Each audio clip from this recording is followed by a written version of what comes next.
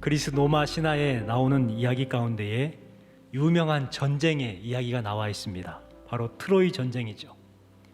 그리스군은 배를 타고 트로이아 성을 포위했습니다. 높은 성벽과 굳게 닫힌 문 때문에 고전을 면치 못하다가 많은 피해를 보게 됩니다. 그래서 그리스도군은 마지막으로 한 가지 계략을 세우죠. 타고 왔던 배 중에 몇 대를 부숴가지고 큰 말 형상을 만들었습니다. 해변에 놓고 자신들은 타고 왔던 배를 타고 다시금 수평선 너머로 후퇴를 합니다. 그 모습을 보고 있던 트로이아 성 사람들은 승리를 확신하고 자축을 하죠. 그리고 전리품으로 남기고 간 그 목마를 성 안으로 끄집어 당기기 위해서 성문을 열고 성벽을 허물어서 그 커다란 목마를 성 안으로 끄집어 당겼습니다. 사람들은 그 목마 앞에서 잔치를 벌였고 밤새 술을 마셨어요. 아무도 경계를 하지 않았습니다. 그렇게 밤이 되었을 때에 그 목마 안에 숨어 있었던 30명의 그리스도군 특수부대가 나와서 잠들어 있었던 트로이아 군들을 죽이기 시작했고 성에 불을 질러버렸습니다. 난리가 난 거죠. 그 불을 보고 저 멀리 수평선 너머에 있던 그리스군이 다시금 상륙을 해서 너무나 쉽게 트로이 성은 점령이 되었습니다. 이 이야기에서 우리는 무엇을 알 수 있냐면 별것 아닌 목마 때문에 소중한 나라를 잃어버렸다는 것이죠. 아무리 목마가 좋기로서니 성문을 열고 성벽을 무너뜨려야 하겠습니까? 속은 거지요. 결국 별것 아닌 것 때문에 소중한 것을 잃어버리게 된 것입니다. 우리도 별것 아닌 것 붙잡으려다가 정말 소중한 것을 잃어버리는 경우가 많습니다. 별것 아닌 것 가지려다가 소중한 생명을 잃어버리는 사람도 있고, 별것 아닌 것 때문에 속상해하고 싸우고 미워합니다. 사소한 것 때문에 보복하고 살인을 하는 사람도 있습니다. 사소한 것 때문에. 지난해 제주도에서 강도 살인 사건이 있었습니다. 젊은 여성이 버스비를 아낀다고 직장에서 집까지 1시간 반을 걸어가야 되는데 버스비 아낀다고 걸어서 가는 거예요. 그런데 그 뒤를 따르는 어떤 남자가 그 여인을 죽였습니다. 그리고 현금 10,000원과 신용카드를 훔쳐서 달아났어요. 결국 검거가 됐습니다. 그래서 왜 그랬느냐? 라고 물었더니 황당한 말을 했어요. 야한 옷을 입고 방송을 하는 BJ에게 별풍선을 쏘기 위해서 계획적으로 살인을 했다는 거예요. 여러분 이해가 되십니까? 직접 만나는 여인도 아니에요. 어디에 사는지도 몰라요. 그런데 인터넷으로 그 옷을 벗고 하는 BJ에게 별풍선을 쏜다고 그렇게 살인을 했다는 거예요. 그 가치 없는 것 때문에 소중한 생명을 죽인 것입니다. 우리는 이러한 세상 가운데 살아가고 있습니다. 진정 소중한 것이 무엇인지, 가치 있는 것이 무엇인지 관심이 없고 그저 기분대로 살아가는 세상, 진정 진리가 무엇이고 거짓이 무엇인지 분별할 수 없는 세상 가운데 살아가고 있습니다. 우리는 이러한 세상 가운데 살아갈 때에 말씀에 비추어서 소중한 것이 무엇이고 진리가 무엇인가, 선이 무엇이고 악이 무엇인지 분별할 줄 알아야 되는 거예요. 여러분 말씀을 통해서 진정 소중한 것을 지킬 줄 아는 여러분 되시기를 주님의 이름으로 축원합니다. 오늘 말씀에도 별것 아닌 것 때문에 모든 것을 잃어버리게 된 왕의 이야기가 기록되어 있죠. 14절 말씀에 보면 여호와께서 모세에게 이르시되 바로의 마음이 완강하여 백성 보내기를 거절하는도다.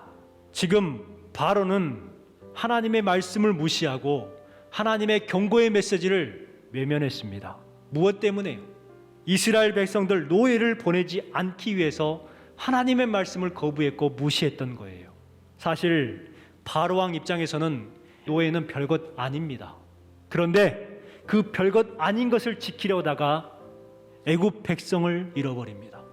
자존심을 지키려다가 나일강을 잃어버렸고 건강을 잃어버렸고 자식을 잃어버렸고 자신의 생명도 잃어버렸어요. 모든 것을 잃어버렸어요.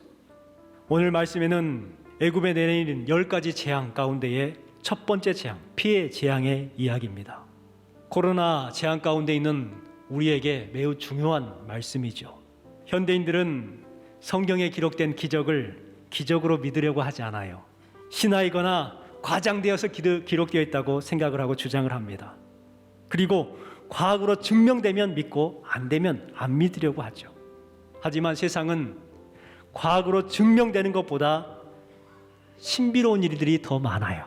심장은 평생 멈추지 않습니다. 내가 일할 때든지 쉬고 있을 때든지 잠을 잘 때든지 심장은 끊임없이 움직입니다. 하루에 12만 번을 뛰어요. 그것을 평생으로 계산해 보면 25억 번을 뜁니다. 여러분, 말이 됩니까? 놀랍지 않으세요?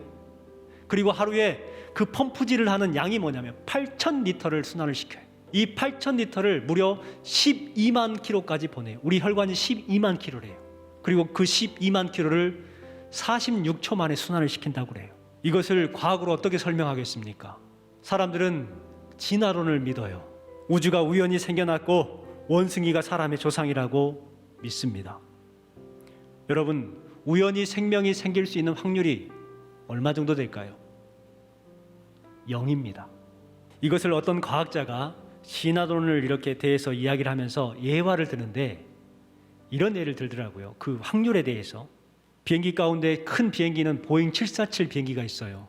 600만 년이 지난 뒤에 스스로 만들어지고 깎아져서 조립이 되고 토네이도가 불어가지고 이 보잉 747이 스스로 떠요.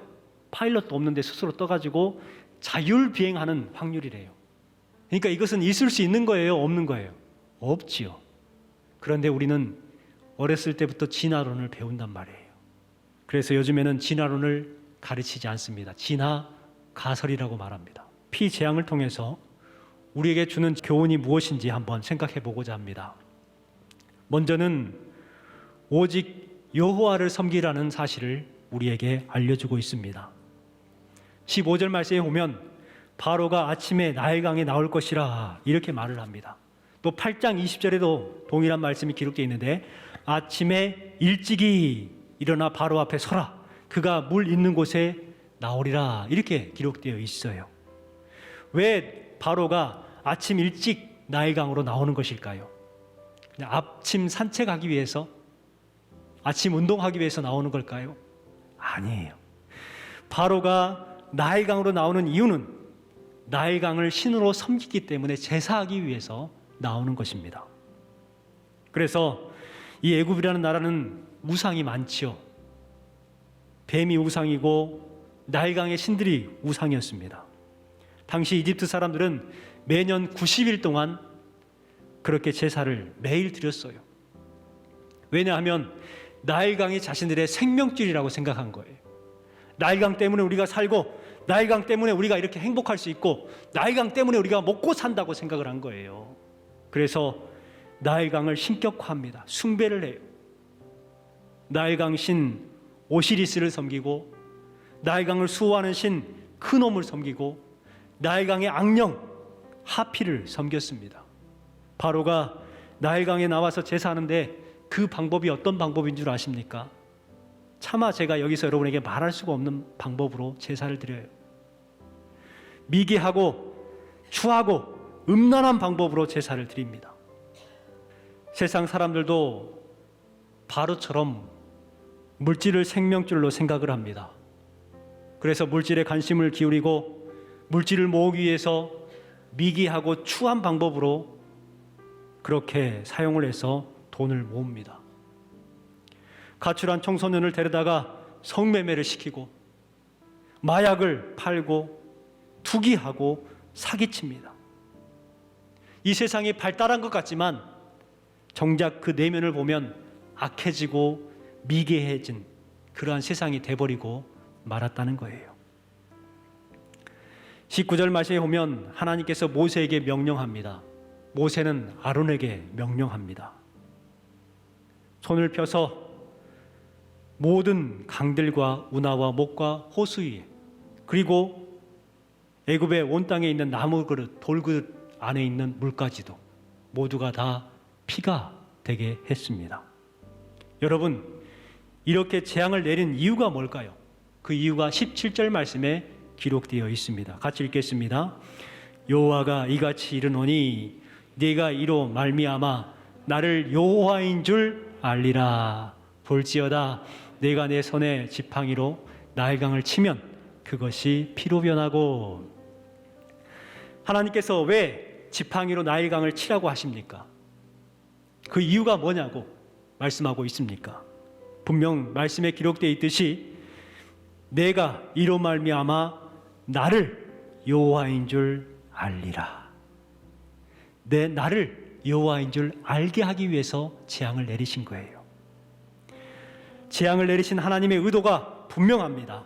나일강이 생명줄이 아니라 하나님이 생명줄이고, 나일강을 섬길 것이 아니라 하나님을 섬기라 지금 말씀하고 있는 것입니다. 오늘날 코로나 이 재앙의 이유가 여기에 있다고 생각을 합니다. 그동안 우리는 물질을 생명줄로 생각을 했습니다. 그리고 과학과 의학, 이것들이 우리의 생명을 지켜줄 것이라고 믿었습니다. 그런데 바이러스 앞에 너무나도 무능력했습니다. 또한 그 과학이라는 것을 통해서 백신을 개발했지만 완벽하지가 않고 임시적인 것이죠.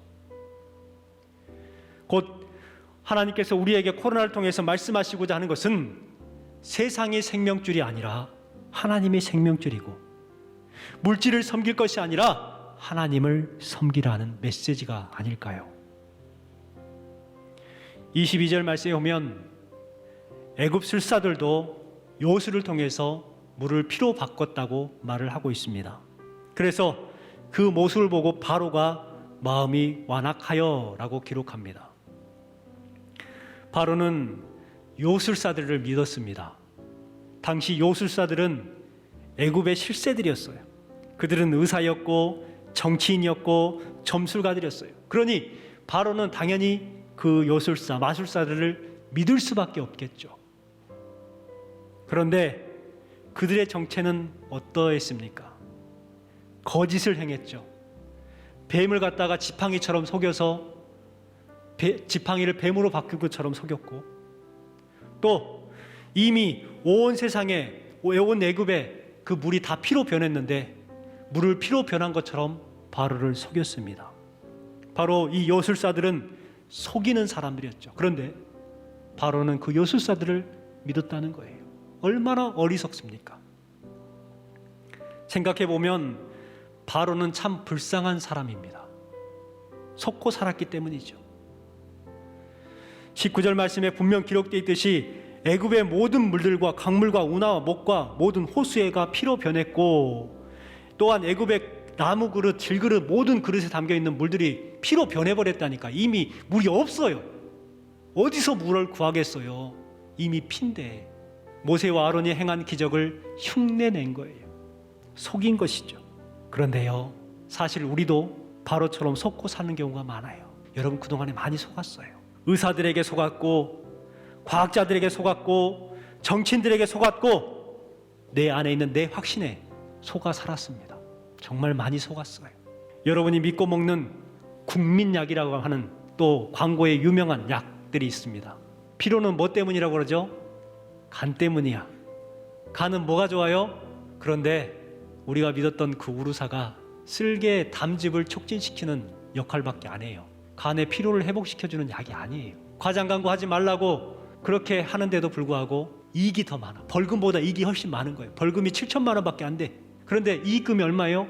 한 해 888억이에요. 그러면 그냥 7천만 원 내고 과장 광고 하는 거예요. 여러분 그동안 속았습니다. 어르신들은 이빨이 안 좋으니까 이가탄탄 인사도를 사달라고 합니다. 그래서 여러분 속았어요. 개발했던 일본은 이미 그 약을 판매 중지했어요. 효과가 없다고. 그런데 우리는 이렇게 하면서 지금도 우리는 속고 있어요.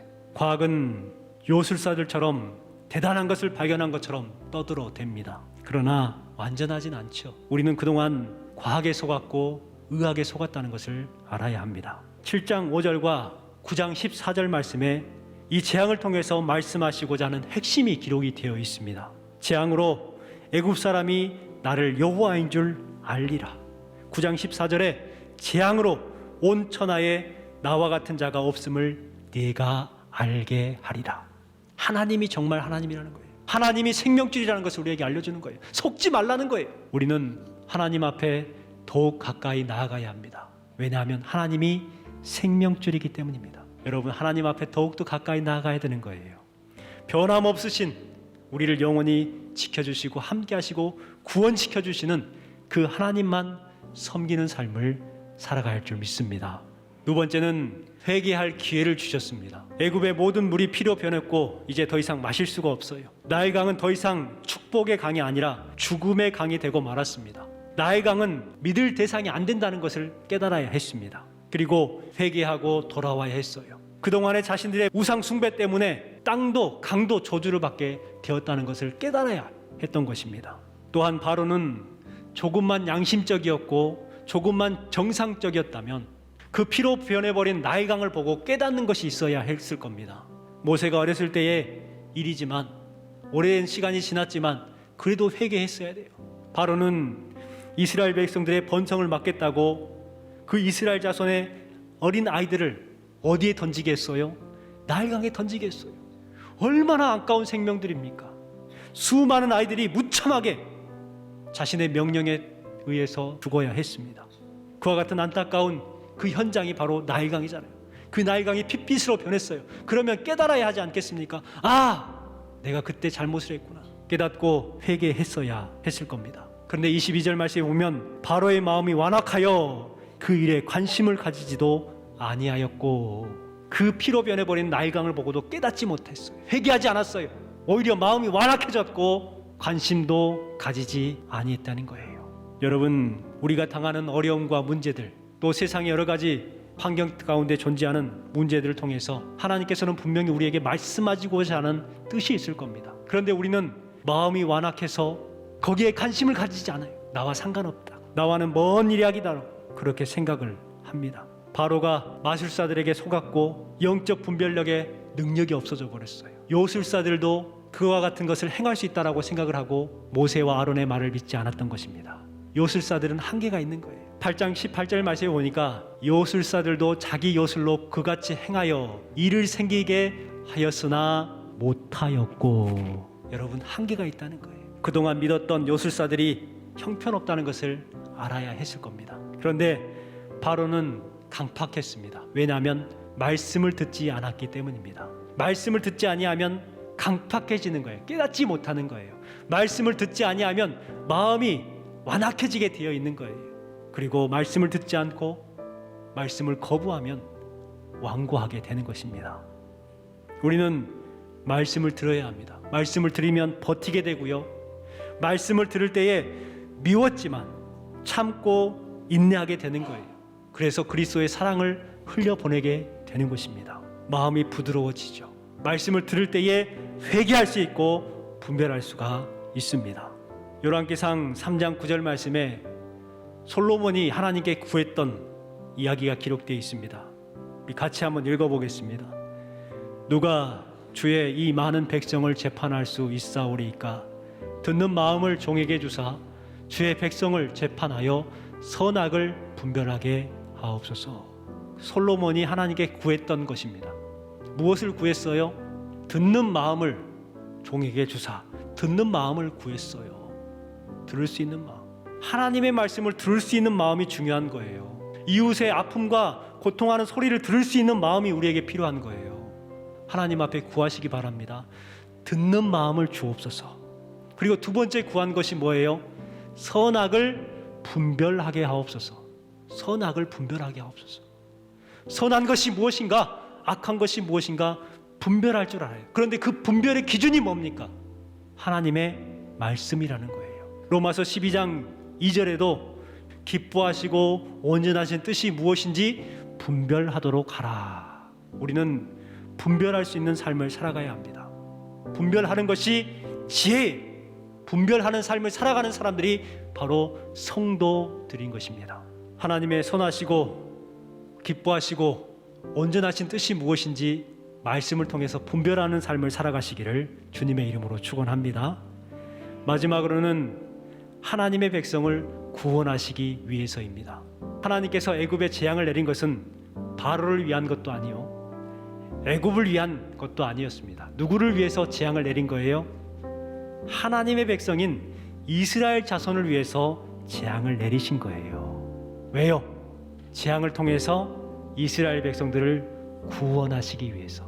그렇기 때문에 코로나의 문제는 세상의 문제가 아니라 우리의 문제로 받아들여야 되는 거예요. 이것을 통해서 우리를 구원시켜 주시려고, 우리의 믿음을 더욱 확고하게 하시려고 우리에게 허락하신 것이라는 것을 깨닫는 삶을 살아가야 할 줄 믿습니다. 여러분, 오늘 말씀을 기억하시고 그리스도인으로서 사명감을 더욱 가지시기 바랍니다. 나에게 하나님의 백성 되게 하신 그 사명을 의식을 가지시고, 또한 나를 구원하시는 하나님 절대 포기하지 아니하고 하나님의 백성은 망하지 않게 하시는 하나님이 계신다는 그 자신감을 가지시기 바랍니다. 그리고 여러분도 모세와 아론처럼 비전의 손을 높이 드십시오. 모세와 아론이 모든 곳에 손을 들었을 때에 하나님의 재앙이 내렸습니다. 저와 여러분의 삶 가운데 모든 재앙이 하나님의 능력으로 바뀌는 역사가 임하시기를 주님의 이름으로 축원합니다.